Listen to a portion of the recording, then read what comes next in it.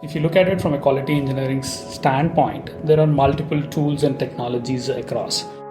In an enterprise organization, not every tool or a technology would be similar to another enterprise organization. There is no two equals in terms of it. And at the same point of time, not even one tool or a technology will solve your problem, because there are multiple applications in your ecosystem which will actually not allow you to stick to a particular tool and technology. That's the first thing what I wanted to look at it as an MVP part of it. My name is Chakri Devarakonda. I'm the Vice President of Quality Engineering at Tavant.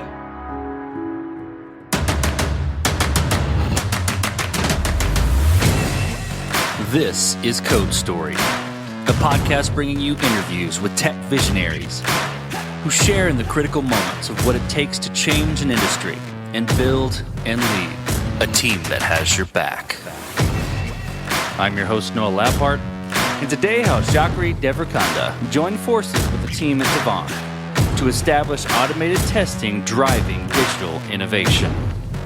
All this and more on Code Story. Chakri Devarakonda finds it strange how he got into quality engineering, starting out as a security guy. That being said, he can definitely see the intersection of both. Where he used to test a lot of security devices in labs, he shifted into the quality side of things and ensuring things work properly. He's a family-oriented guy with 2 boys nearing the end of grade school. 3 years ago, Chakri carried forward his quality mindset into his current role. He was intrigued by the intersection of product, services, and quality. This is his creation story at Tavant. So Tavant is a product and services organization. Predominantly, we do have products in the financial industry and the manufacturing industry, where we serve our clients. And in addition to financial and manufacturing, we do have media, retail, and e-business verticals as well. So we are more of a solution engineering organization. When you do have a combination of products and services, it brings the best out of it, because not every time a product would solve a problem. So a service angle towards it really gives you a solution perspective to it. My journey with Tavant started 3 years back. Predominantly, I've been in the quality engineering space all through my life. And when I looked at Tavant, it gives a kind of a mixed breed of product and services, where I have been in services organizations. So the product story will give you that kind of understanding that how each organization works, and the services part of it brings you the solutioning aspect of it. So that is where I got into Tavant. So, typically I ask a question about an MVP around that first product that was built. So I'm curious, when you joined Tavant, what was your MVP? What was the first thing you jumped out and addressed? And what sort of tools did you use to bring your vision to life? The way I see is that if you look at it, I have to give you some context, Noah, here, because if you look at it from a quality engineering standpoint, there are multiple tools and technologies across. And in an enterprise organization, not every tool or a technology would be similar to another enterprise organization. So no, there is no two equals in terms of it. And at the same point of time, not even one tool or a technology will solve your problem, because there are multiple applications in your ecosystem which will actually not allow you to stick to a particular tool and technology. Tavant, when I did join, had Fire, which was a platform which was getting matured in terms of it. But however, it was catering for a couple of specific aspects in each of those industries.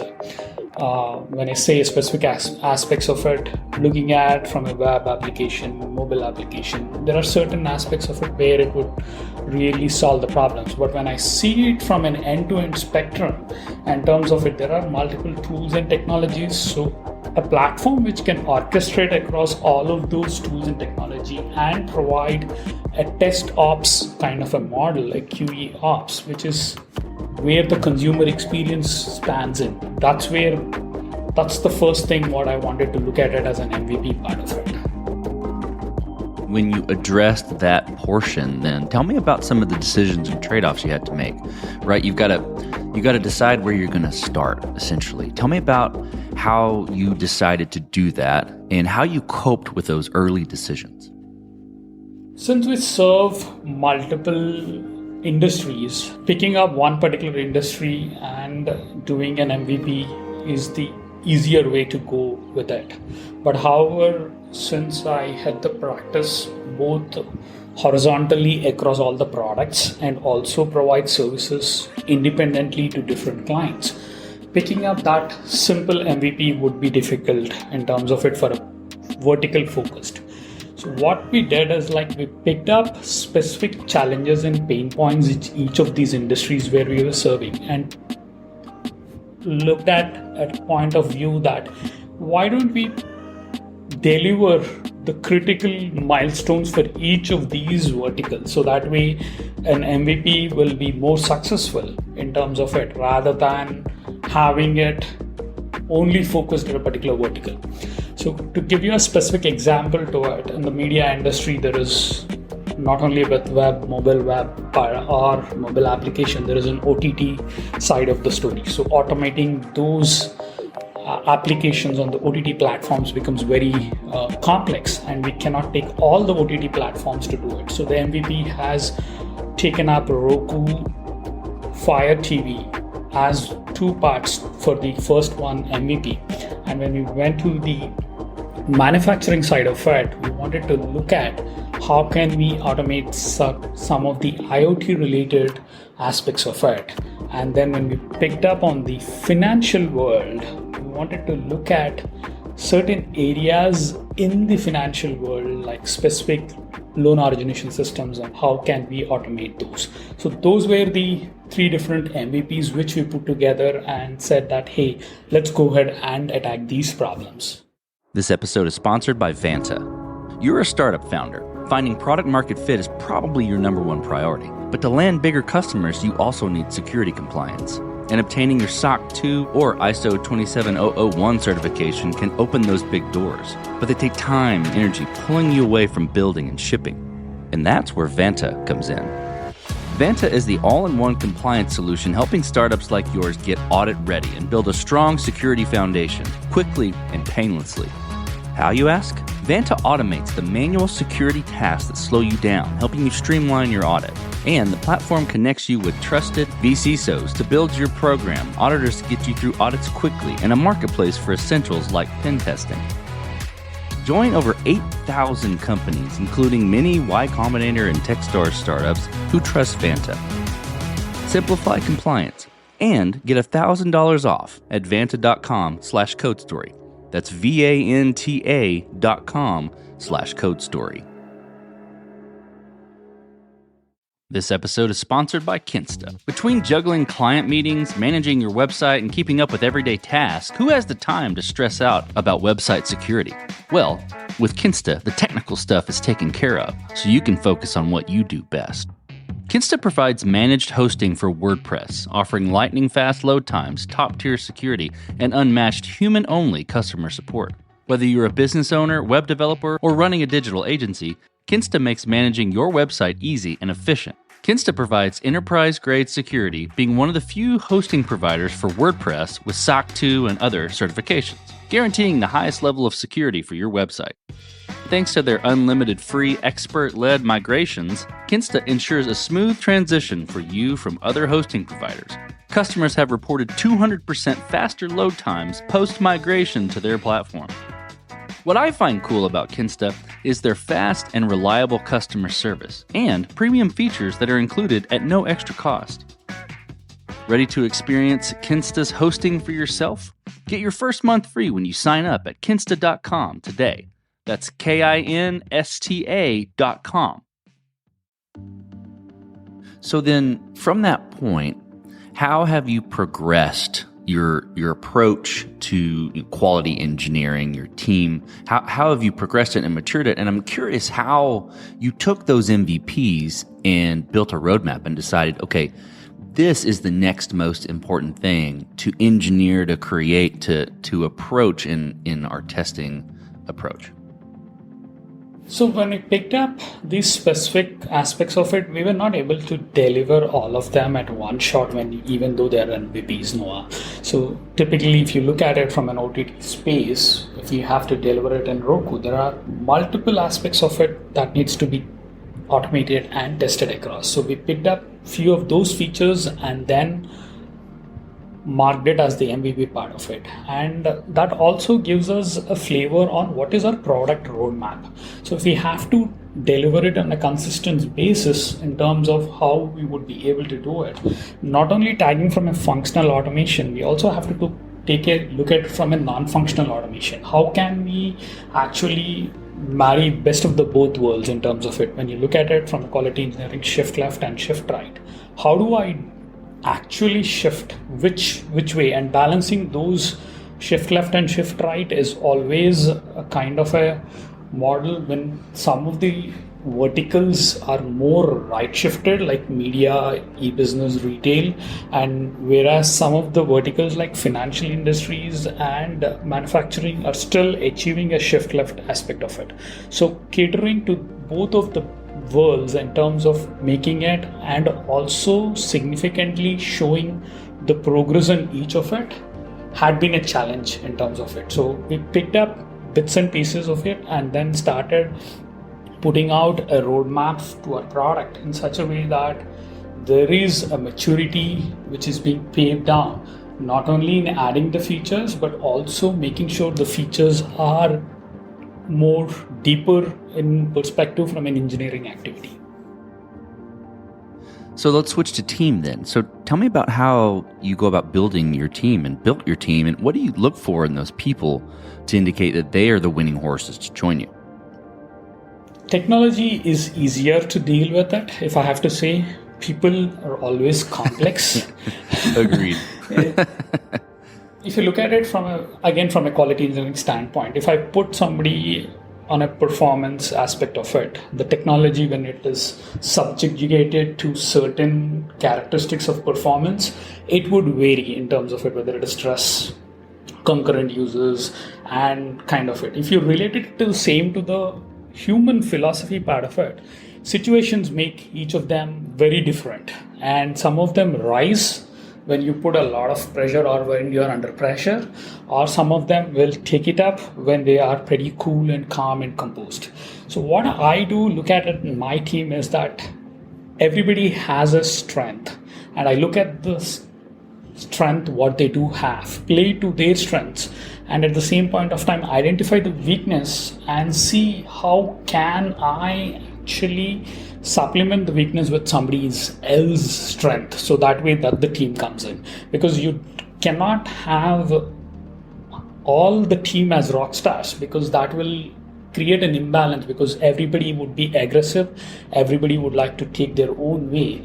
So it is a balance of team who would be able to take care of themselves at some point, and also making sure that they're exposed to the right set of situations, so that way they would really understand it. Because definitely, Noah, you can learn from everyone. That's how I see it. It's more philosophical, but everybody has some strength that you can actually look at it and see, but you may not be able to ape it, but you may have to look at it from their shoes perspective and then take it forward. So building the teams is always a challenge, but at the same point of time, if you're able to understand them and build that personal equity with them, they would really trust you, and then you can instill confidence into them to take it forward.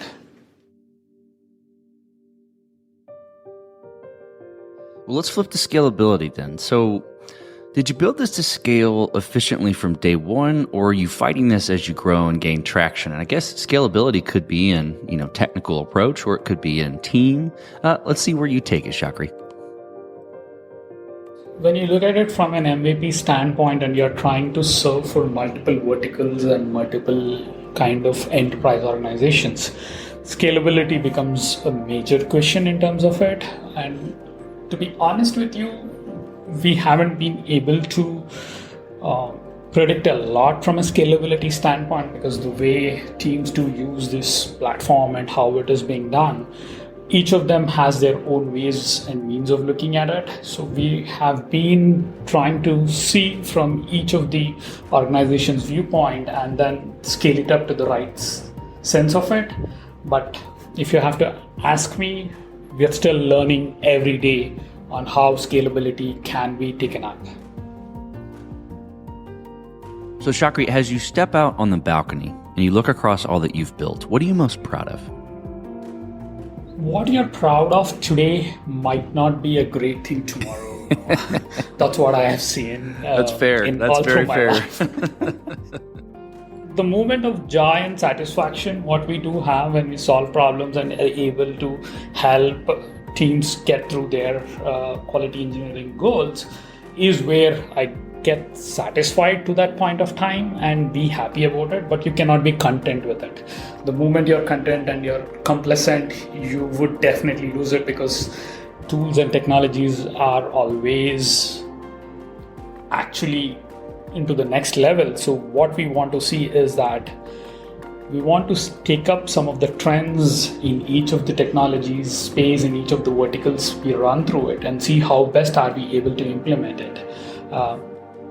But to your question, it's like always a moving goal.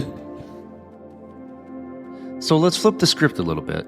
Tell me about a mistake you made and how you and your team responded to it.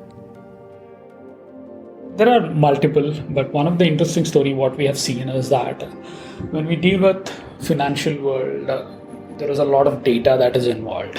And when we are trying to look at it from an automation view perspective, data and environments become a crucial fact of it. Not that we have neglected the data side of it, but also at the same point of time, what we thought is like, hey, we are able to automate the data development for each of the scripts that needs to run and move through it. But what we haven't completely realized is that in the financial world, the data gets obsolete, and you would need new data that needs to be run through it, and some of the obsolete data gives you a lot of issues in terms of it. So we ran into some of the problems when we were testing, and the automation scripts were not really giving you the results what we were looking at it, and some of them were skewed and some of them were kind of a problematic. So what we understood is that we need to have a solution inbuilt into our platform which recognizes what is the data that is obsolete, that is duplicate, and sometimes that needs to be developed right on the go to make sure that the automation scripts are done. So that's where we created a test data heat map in terms of it.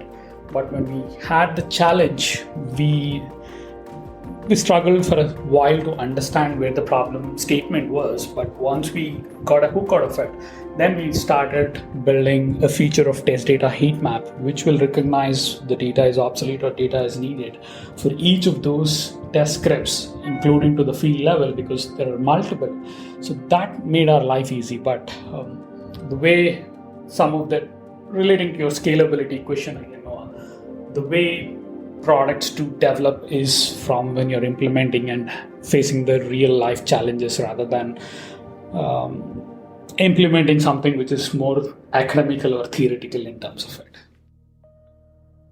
So what does the future look like for Devant, from a team standpoint and from a QA engineering product standpoint? So the future looks pretty bright. The reason is that there are multiple tools and technologies which each organization or the industry is evolving into it, and there is so much to work in terms of it from a product roadmap. What we have looked at it, we have put the roadmap for the next couple of years in terms of how it is. Prioritizing them is one of the challenge what we are trying to take it up. While we do prioritize, it also gives us a perspective to scale the team such a way that we would be able to take up all of those features of the product roadmap and take it forward. So that's how we are looking at it, Noah. Well, let's switch to you, Chakri. Who influences the way that you work? Name a person you look up to and why. I don't have a specific idol in terms of it to look up and run through it. As I said, you can look at each individual whom you're working with, whom you have relationship with and learn something. But if I have to pick up someone in terms of whom I have been idolizing, was my dad. He's the person who I constantly interact in multiple ways in terms of it, and I've grown up with him in terms of how he takes up a problem, solves it, and moves forward with it.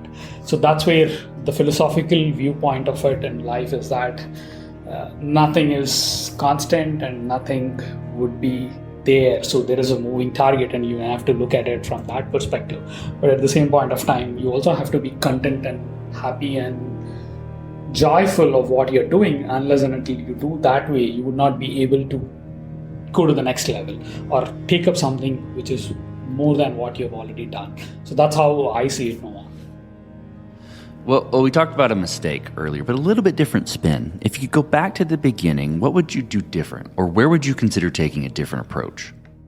So while we roll back in terms of the product and how we wanted to lay down the foundations of it, a lot of things could be redone in terms of it, because when we looked at it, we started off with a more logical approach of a keyword-driven framework and platform, and only looking at certain technologies and areas to serve. But since had we had a chance, we would have been doing it more dynamic and more inclusive for all different verticals and industries, and make it and understand that each tool and technology will have a lifespan, and understanding that you cannot hinge it to one particular tool and technology to serve it.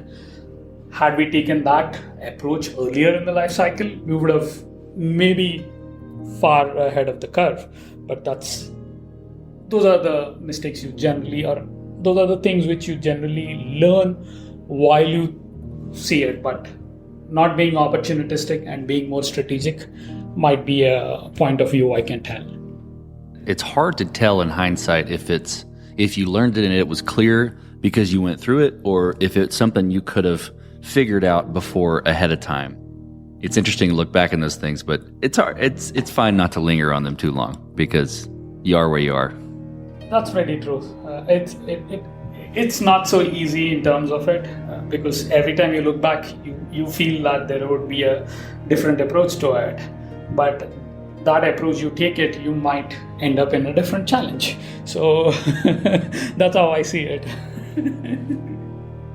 Well, last question, Chakri. So you're getting on a plane and you're sitting next to a young entrepreneur who's built the next big thing. They're jazzed about it. They can't wait to show it off to the world. Can't wait to show it off to you right there on the plane. What advice do you give that person? Having built the organization, having gone through, your technological career, what advice would you give that person? Energy and enthusiasm is always infectious in terms of it, to look at it. But sometimes while you feel that you are doing the best thing out of it and you're trying to solve a particular problem or a challenge, but when you go onto the world, there are multiple problems and multiple challenges each of them are facing. So not everything where you go and will give you the results. It would take some time. So I would say that absorb that feedback when you get in, when somebody says that, hey, this is not something what I'm looking at it, or this is not something what I am interested in. The passion what you have should live through, and there are areas and opportunities you would always get. It's just you have to continue and have the perseverance and persistence into you, so that way you will be more successful. That's great advice. Well, Chakri, thank you for being on the show today. Thank you for telling the creation story and your creation story of Tavant. Thank you, Noah. Thanks for inviting me and providing me an opportunity to share my thoughts, my journey. And this concludes another chapter of Code Story.